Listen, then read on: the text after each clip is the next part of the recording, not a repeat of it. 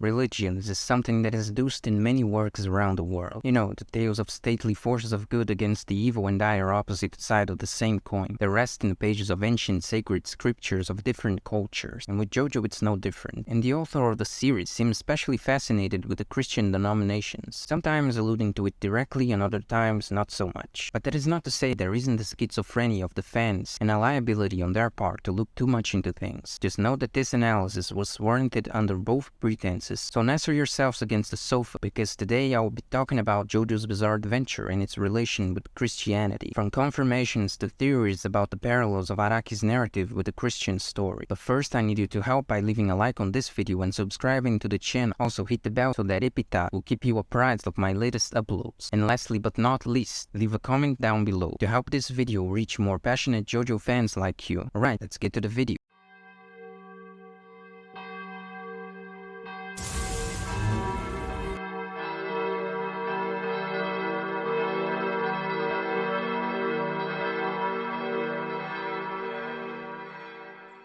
Phantom Blood, oftentimes looked upon as a simple and generic piece of storytelling, but one subtle aspect alludes to a specific portion of the Bible, and that is the relationship between Dio and Jonathan, something similar to Cain and Abel, since Dio was very envious of his brother and ended up killing him, just as Cain did to Abel.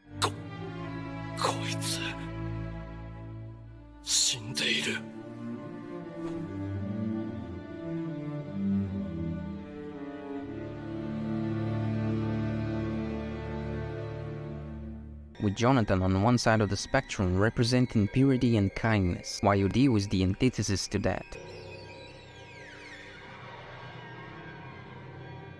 It has been the case that in some forums, people try to connect WAMO, AC/DC and cars to the Holy Trinity of Christianity, the Father, the Son and the Holy Spirit. The only basis for this idea was that cars was dedicated to becoming a perfect being, and God is considered the perfect being.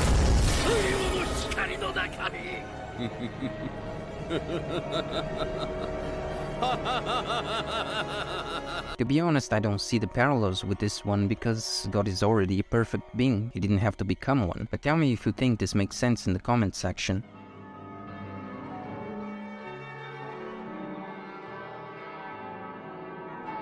Now for part 3, and probably best known is the illusion that Dio is the figure of God. Almost every one of his appearances throughout part 3, Dio is always portrayed with a divine semblance, exuding brightness and harnessing the ability to lighten the torments of those who are afflicted. Kakyoin spent his whole life lonely because he was incapable of bonding with non-Stan users, and Dio turned up to him as a savior of sorts. The same thing for Polnareff, who had lived years of his life plagued by the murderer and abuser of his sister who had gone unpunished. Dio exploited that trauma to get into his mind and ultimately enslave him, and the further evidence is the devotion that Dio's serfs possessed. And sure, some worked just for money, like Rubber Soul and Whole Horse. Nevertheless, users like Vanilla Ice, Endu, and the crone Anya were devotees of Dio purely and simply out of believing that he was a lofty entity. There was no interest in them other than to exalt Dio, but clearly the most obvious reason to believe its connection to Christianity is Dio's name, which, as you know, Dio in Italian means God, and the certainty that this name hints at the Christian God is completely indisputable. Now there is something curious I want you to pay attention, because in part 5 this will come full circle. Notice that when Polnareff is facing Dio for the first time at the stairs, he's positioned below Dio. This is alluding to a part of the Bible, where it is described in the dream of Jacob, who saw a stairway that connected earth to heaven, and there were several angels going up and down. Additionally, this scene is a metaphor for something I'll touch upon later. Furthermore, there is a theory saying Holy Joestar represents the Virgin Mary because of her name, Holy, and she gave birth to the boy whose destiny is to save the world against Dio. And what is most curious is that the birth of Jesus Christ was marked by a star that indicated his birthplace for the 3 wise men to find him. Well, you know who else has a star-shaped birthmark, right?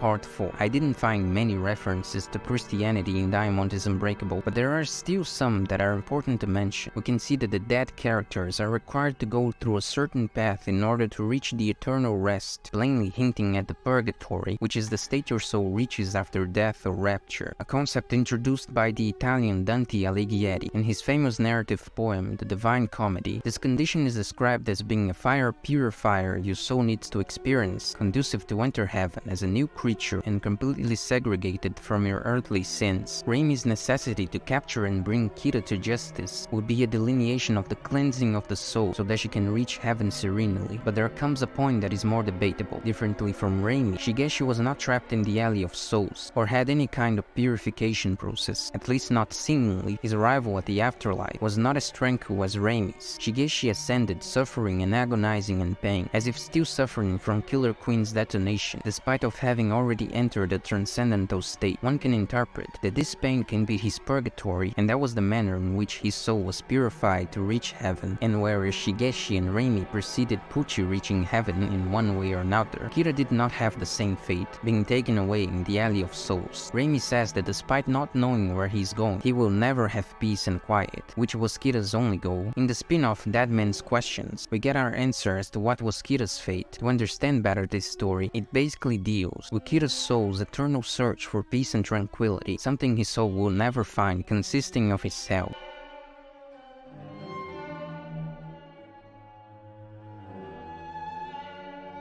Golden Wind. The most engrossing thing is that it is a relatively well-known theory that this entire part alludes to the journey of Jesus Christ. Let's see the protagonist, Giorno Giovanni. He represents Jesus, and the main reason being the fact that he is the son of Dio. All events in Golden Wind ultimately depict the struggle of the Son of God against Diavolo.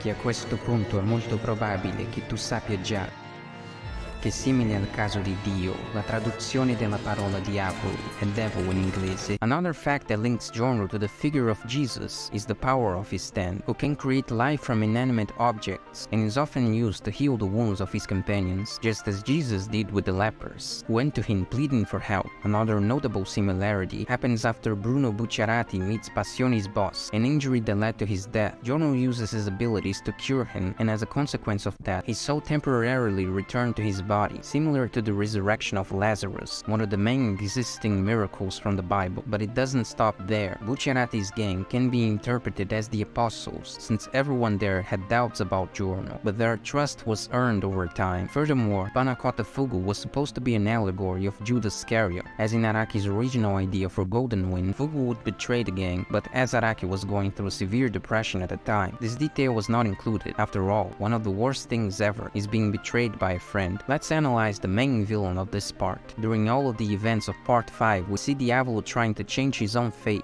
and the ability of King Crimson is the manifestation of that will, and Diavolo's goals are fueled by pride, greed, and ego, just like Lucifer. Diavolo walks covertly among society through his other personality, Vinegar Doppio, a clumsy and gentle boy, showing how Lucifer disguises himself as a wolf in sheep's clothing to defile and corrupt souls, and the scene where Diavolo encounters Polnareff is quite emblematic, because we see Polnareff at the top of the stairs, above Diavolo, a raw meeting with no glamorization of Diavolo's figure whatsoever, very different from what we see in Part 3, where Polnareff is at the foot of the staircase, contemplating Dio as if gazing upon God, making Polnareff a man who is below God, but despite everything is above the devil. Going back to Giorno, he isn't the only character that represents Jesus Christ in Part 5, with the other one being Scolipe. Here the resemblance is way more evident, having injured hands, as well as wearing a crown of thorns on his head. His stand is the representation of the main theme of Golden Wind, that no one can escape their own fate, and differently from Diavolo, Giorno never feared his fate, especially in the final fight, in which Giorno uses the stand arrow on himself and arguably dies. But just like Jesus, he resurrects, and this time with a new form for his stand, and he beats Diavolo, uttering the phrase, "You will never reach the truth," a reference to a quote of Jesus saying, "I am the path, the truth, and life." He imprisons Diavolo in an eternal loop of deaths, his respective hell, which is often called eternal punishment. Moreover, on the same day Diavolo descended to hell, Bruno ascended to heaven. The word requiem itself has a strong connection with Christianity. It comes from the Latin word requies. It means to rest. You might have heard the phrase requiem a aeternum in some Catholic prayers, which means eternal rest.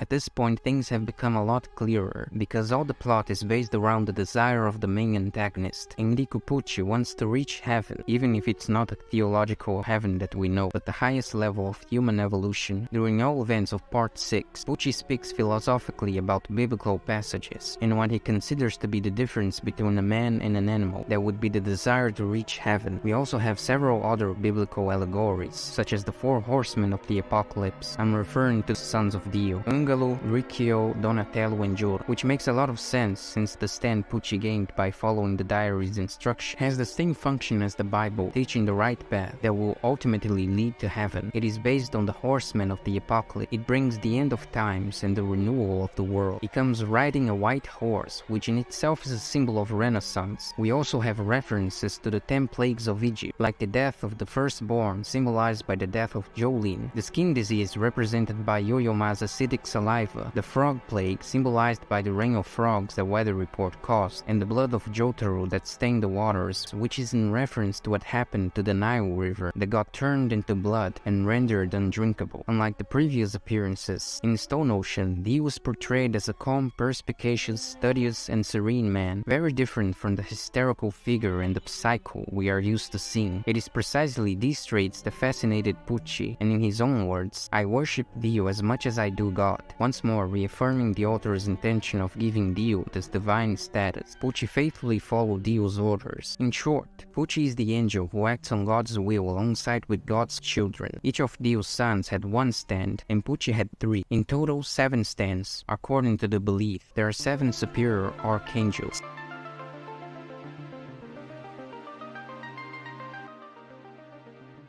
Let's take a beautiful trip to another universe, the 7th part of JoJo, Steel Ball Run. If Stone Ocean had its plot primarily fundamented on Christianity, Part 7 cranks it up to 11, because we are literally talking about the corpse of Jesus Christ. The parts of the corpse in this universe are a replacement for what we've seen in Part 5 with the stand arrows. These parts, scattered around various routes of the exhilarating race, are capable of granting stand abilities. At first, they just suspect that the parts of the corpse belong to a miraculous preserved body of a saint, but later it is revealed that actually this corpse belongs to Jesus Christ himself. This was possible because after Jesus was crucified, Joseph of Arimathea had taken his body from the cross and buried him. 3 days later, Jesus rises and thanks Joseph for taking care of him and says he must travel to the east, and when Joseph asks about how he could find him, he draws a map in the sand with 9 parts. Jesus carries on with his journey until he reaches the American continent and spends the rest of his life with the native indigenous tribes. But after his death, an earthquake followed by a storm scattered the parts of his corpse across 9 different places, and over time, with the movement of the sand and the wind, the corpse parts eventually arrived at the places drawn on the map, making it so that every place where you can find a corpse part has its own phenomenon, the most well-known of which is called the devil spawn, that would later swallow a group of soldiers, and only one would survive after absorbing the heart of the corpse. This young soldier later becomes the president of the United States. He believes that his destiny is to get all the parts of the corpse, and for the sake of that, he allies with Mr. Steel and creates a race whose track would follow the locations of the corpse drawn by Jesus on the map, thus masking his intentions of obtaining the corpse. Another obvious allegory is the meeting between Lucy and a kind of angel guarding the corpse skull, which ends up impregnating her, yet another allusion to the Virgin Mary.